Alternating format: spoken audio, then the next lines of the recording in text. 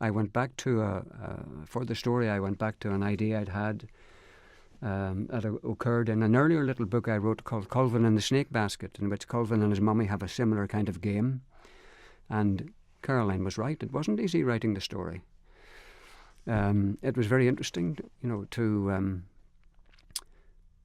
be in a situation where every single word was fighting like mad to keep its place on the page. And it took about 6 months. But in the end, we got there. And the result was, well, guess how much? I actually don't know the answer to that question. If I did. But what I can say about that is that in the beginning was the word. The words came first, and the words were direct and as truthful as I could make them. And then came the wonderful pictures by Anita, and which complemented the text so well. She's called that intimacy between a big one and a wee one that's so elusive to draw.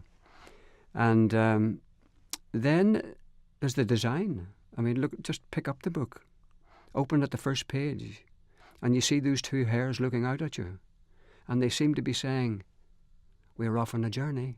Are you coming with us?"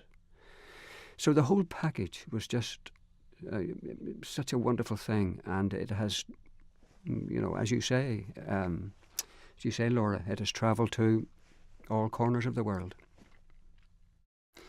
Oh yes, my favourite memory is the letter. My first book was called Mark Time, and my favourite moment was when I opened the letter from the publisher saying, "Sam, we're going to publish your book." Because, believe you me, I'd been trying for about 6 years, to get just a letter just like that. And that was a wonderful moment. And then people have this notion that Guess How Much I Love You is sort of my first book, when actually it was number 57. And I think there must be about 70 or 80 by now, I've been in the business, over 40 years. Yes, there are going to be more Little Nut Brown Hare stories.